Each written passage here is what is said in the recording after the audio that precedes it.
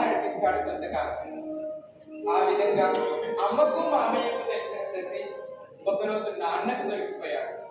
నివురు నిప్పును దాయగలదు, కానీ నిజాన్ని దాయలేదు కదా.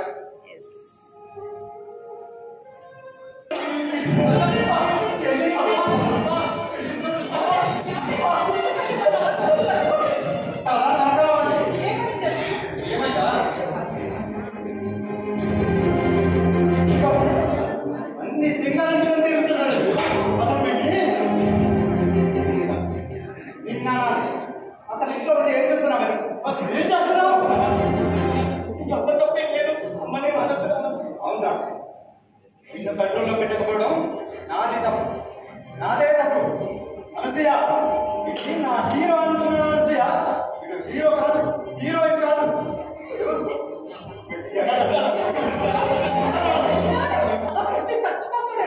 పోతే పోయి నాటోడు బ్రతుకుంటే ఎవరు ఉంటారు సార్? అదే తిరగకుండా చేశాడు. అసలు అసలు వాళ్ళతో ఇంకేమన్నా ఇంట్లో తిరుగుతున్నాడు. పోలేదు నా కొడుకు.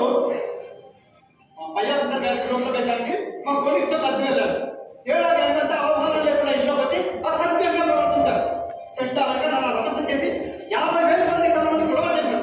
అలా గొడవ చేసి వెళ్ళిపోతున్న వాళ్ళతో కలిసి వీడు మాట్లాడుతున్నాడు. మరి మా పోలీసు చూశారు. పిలివాడంటే వాళ్ళతో ఉన్నాడు, వాళ్ళతో మాట్లాడుతున్నాడు ఏంటి అని అడిగారు. కొంతని ముందున్నాడు, ఒరుగుపోయింది.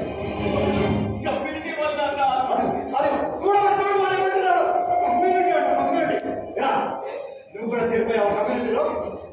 ఏడగాళ్ళతో కలిసి ఎప్పుడు ఆఫీస్ ముందు కూడా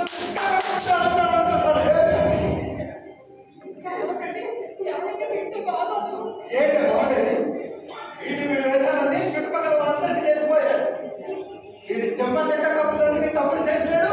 ఆల్రెడీ మన చుట్టాలందరికీ నాటకం వేశాడు. బంధువులు కొందరు ఫోన్ చేసి నాకు చెప్తుంటే నేను నమ్మలేదు. ఈరోజు వీడు బాగా పెట్టుకోండి. మనకంటే పొరవేలు మిగలేదు. ఇంకా ఇలాగే ఉంటే మన ప్రతిష్ట కూడా కొండ కలిసిపోతుంది. ఏదో ఒకటి చేయాలి. చూడు, వీడిని చేస్తున్నది మానేమను. ఏదా మనకి దూరంగా ఉండిపోవాల్సి వస్తుందని చెప్పు. ఎందుకంటే నేను చేస్తాను నాకంటే నువ్వు చెప్పేది నేను వినేది ఏం లేదు.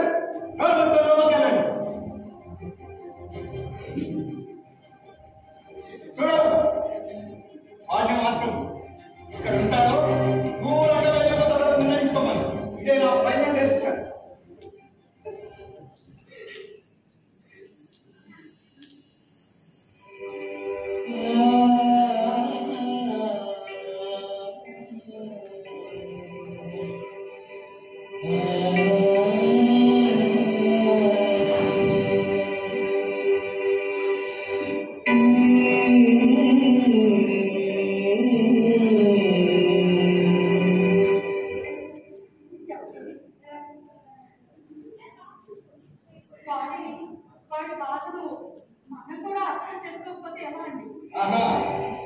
ఇంకా ఏ అర్థం చేసుకోవాలి?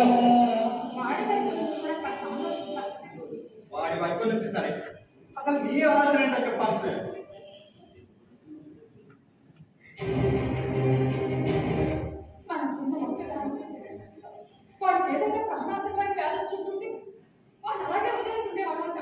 అలా అయినా పర్వాలేదు అనసూయ, ఏదో ఒకటి చేసి బ్రతికించుకోవచ్చు. కానీ మీరు ఓడమ్మగా కానీ తేడా పుట్టుకు అయిపోయింది పెట్టి. అది వాడినంత మాత్రమే కాదు కదండి. కన్నది మనం కాబట్టి ఏదైనా లోపం ఉంటే అది మనది కూడా కాదా? లేదంటే వాడు అలా పుట్టించిన దేవుడిది.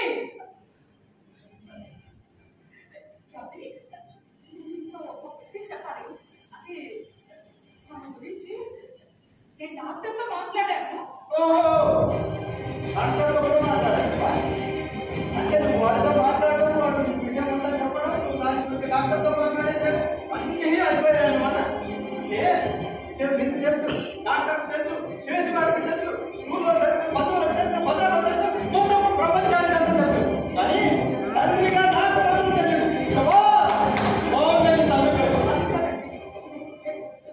ఏదేదో కలబలు కబలు ఇంకా ముందు పెట్ట కలిసి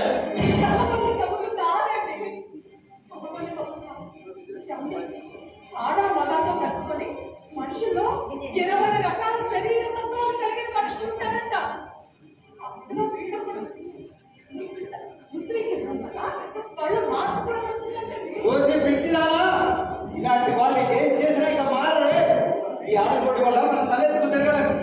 ఉండే కొద్ది వాడితో చాలా ఇబ్బందులు పడాలి. మనం వాడితో కలిసి ఉండడం కష్టం. ఏదో ఒకటి చేయాలి. వాడి కష్టం ఎలాంటిదైనా మనమే కదంటే పంచుకోవాలి. వాడికి మనం తల్లిదండ్రులు అండి.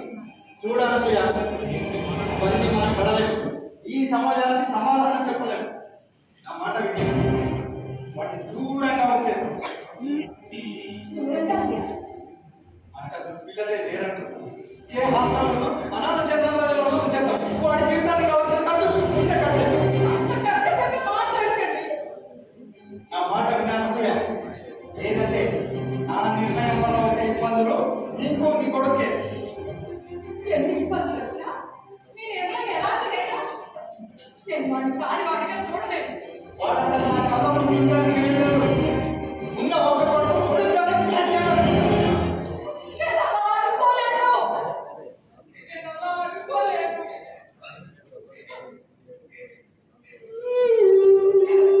వాడు లేకుండా నేను ఉండలేను. వాడు ఉన్న చోట నేను ఉండలేను. అనసూయ, ఈ జంజాటాలన్నీ వదిలించుకుంటేనే ఈ సమాజంలో గౌరవంగా బ్రతకగలం. ఇది వదిలించుకునే అంత తేలికైన విషయం కాదండి. వేగపడతాం లేకుండా నేను ఉండలేను. నేను ఉండగలను.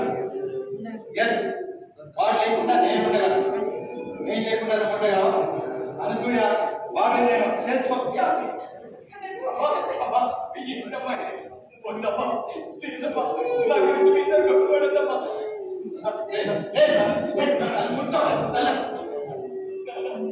చూస్తుంటే కంపరంగా ఉంది. వీడున్న చోట నేను ఉంటాను. తమ పిల్లలు క్షమించడానికి తప్పు చేసినా దగ్గరికి తీసుకుని ఆదరిస్తారు కదండి. ఏ తప్పు చేయకండి. మనం ఎందుకు శిక్షించాలి? మనం ఎందుకు దూరం చేసుకోవాలి? ఇందులో వాడు పాపం ఏంటి? వాడు చేసిన తప్పేంటి? నీకు ఇష్టం లేకపోతే వాడితో పాటు నువ్వు కూడా వెళ్ళొచ్చు. నువ్వు విన్నది కరెక్టే.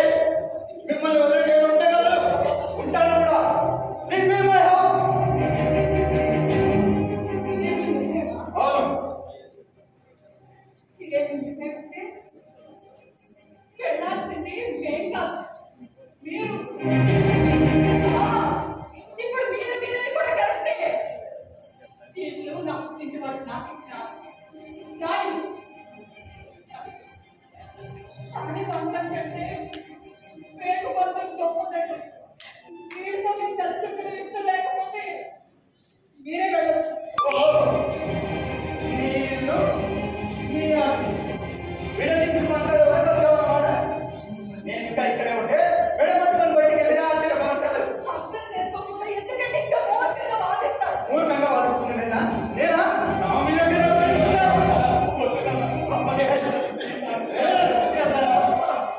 నన్నే అడ్డుకునే ఎందుకంటే పెద్దోడు అయ్యాడు నీ కొడుకు. గౌరవం విలువలేదు చుట్ట ఒక క్షణం కూడా ఉండదు.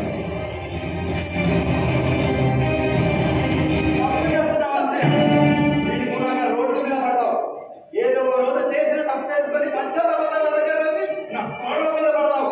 క్షమించమని అడుగుతావు.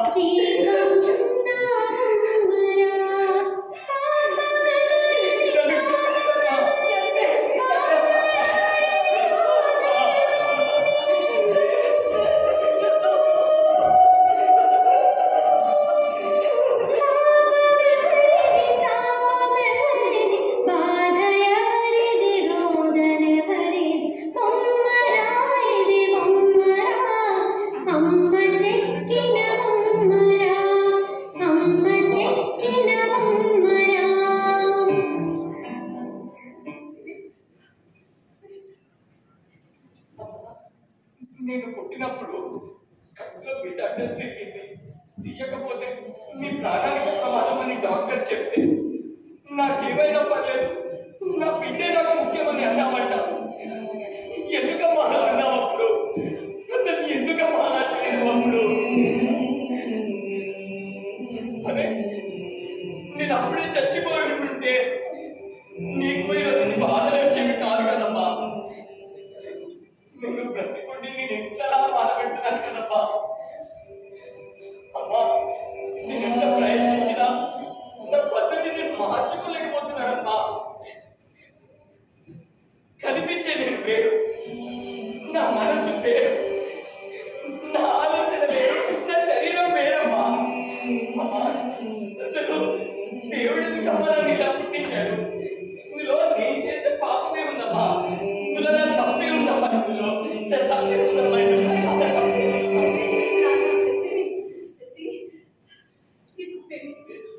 నీ తప్పేం లేదు.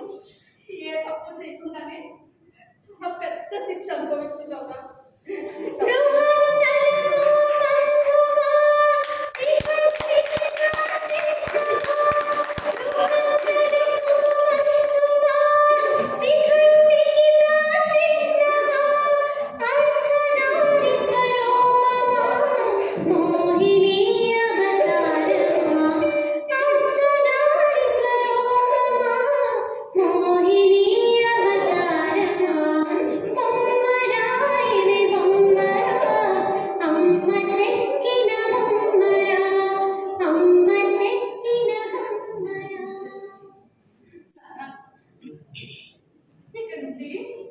నీ జీవితాన్ని నీకు నచ్చినట్టు బ్రతికేలాగా నీ ఇష్టాన్ని వదిలేద్దాం అనుకుంటున్నాను.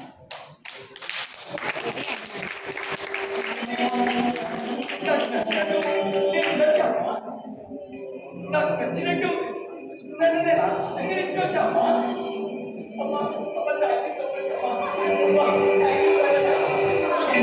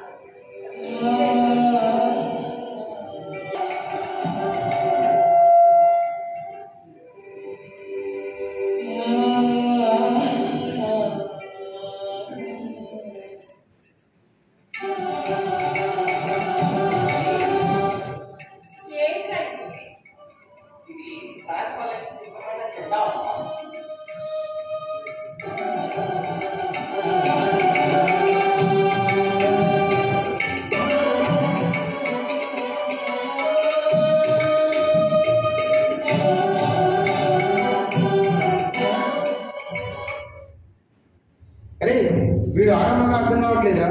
వీడు మగవాడి బట్టలు వేసుకుని ఆడదానిలో బిహేవ్ చేస్తున్నాడు. నీ బాడీ పార్ట్స్ ఎలా ఉంటాయి ఒకసారి చూపించరా. రేపు నువ్వు ఏదైనా లాంటి బిజినెస్ పెడితే మమ్మల్ని గుర్తు పెట్టుకోరా. ఏదంటే ఒకసారి ట్రై చేద్దాం బాబా.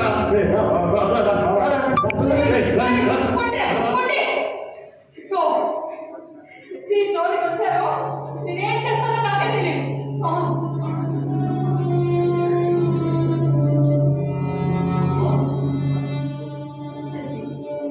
ఈ అమ్మకి నువ్వు మాటి ఆ రోజు నీ ప్రాణాన్ని పరంగా పెట్టి నాకు జన్మనిచ్చావు. ఈ రోజు నీ జీవితాన్ని పరంగా పెట్టి పునర్జన్మనిస్తున్నావు. చెప్పమ్మా నీకేం మాట ఇవ్వలేదు చెప్పమ్మా. నువ్వు బాగా చదువుకుంటానే మాట నేను ఇప్పటికి బాగా చెప్పలేకపోతున్నానమ్మా. కేరళ చేసే స్నేహితులు, వాళ్ళ చూపులు, చాలా మాటలు నన్ను చిత్రవద చేస్తున్నాయమ్మా. ఒక్కసారి పారిపోవాలనిపిస్తుందమ్మా, నాకు చచ్చిపోవాలనిపిస్తుందమ్మా. అమ్మా అమ్మా నేను చదువు మానేస్తానమ్మా, నేను చదవలేకపోతున్నాను, నా వల్ల వచ్చేదమ్మా. శశి, ఈ సమయంలో నీకు దిశానిర్దేశం చదివేదా? నేను వాళ్ళ చేస్తున్న పెద్ద తప్పిదే. చదువు లేకపోతే విలువ డబ్బు సంపాదన కోసం యాచించడమో ఒళ్ళ ముగ్గురి సెక్స్ వ్యాపారమో చేయాలి. ఈ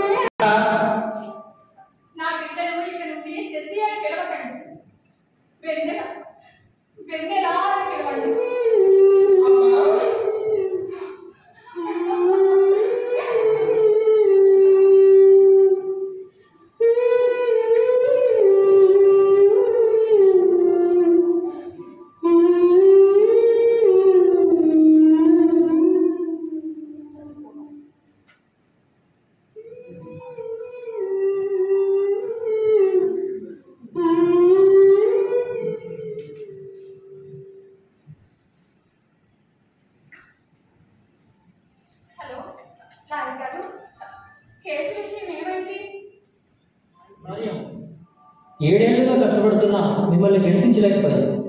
మీ తమ్ముడు మిమ్మల్ని చాలా మోసం చేశాడు. ఈ కేసు విషయంలో డబ్బు ఎరజుకి కేసు గెలిచాడు. మనం కేసు ఓడిపోయాం. ఇప్పుడు మీరుంటున్న ఇల్లు ఖాళీ చేసి మీ తమ్ముడికి అప్పచెప్పారు. ఇది కోర్టు తీర్పమ్మా, తప్పదు.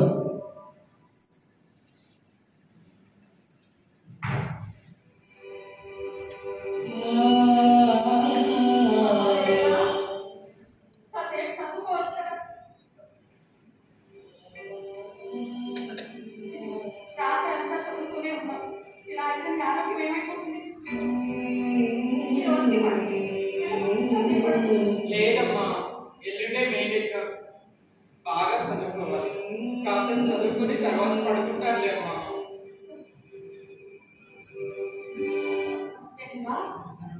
ఏ ఆపద వచ్చినా, ఏ అడ్డం వచ్చినా నేను చూసుకుంటాను. మాకు బాగా చదువుకోవాలి. సరేనా? బాగా ఏంటమ్మా నీకు ఎక్స్ట్రా కనపడుతున్నావు? ఏమైంది?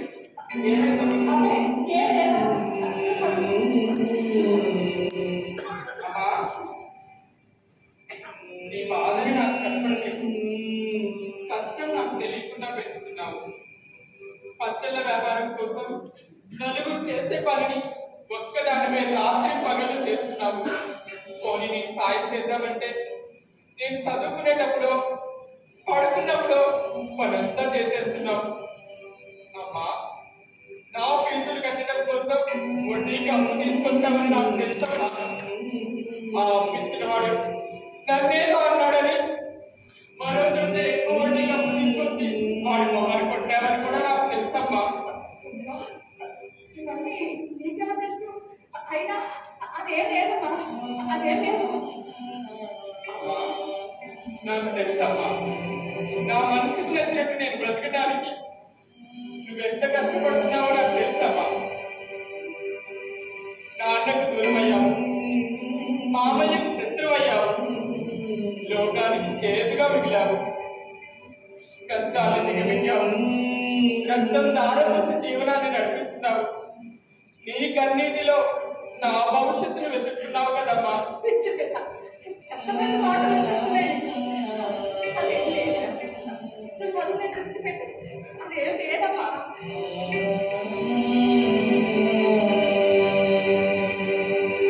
అమ్మా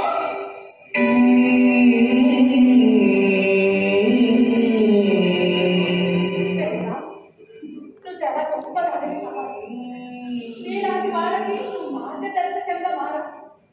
నాలాంటి మనుషులకు సమాజానికి నేను ఒక ఉదాహరణగా ఎవరమ్మా ఇలా ఆలోచించేది?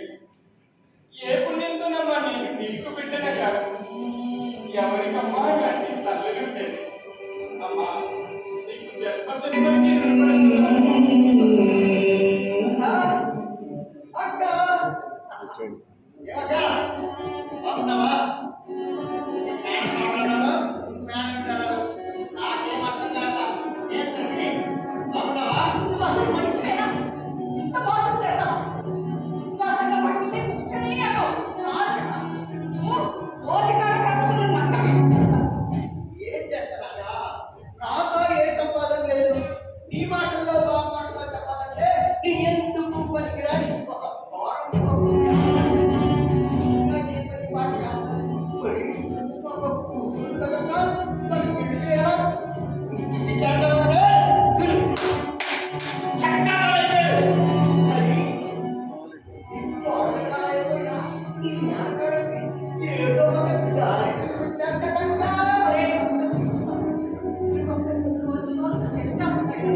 ఈ సమయంలో ఇలా ఇచ్చోచుకోకూడదు. నీకు భావ్యం కాదు. ఈ ఎగ్జామ్ ఏంటంట? ఈ ఎగ్జామ్ రాసి ఏ ఉద్యోగాలు చేస్తాడు, ఏ ఊళ్ళు వెళ్తాడు? అక్క ఇదో బిజినెస్ పెట్టి చక్క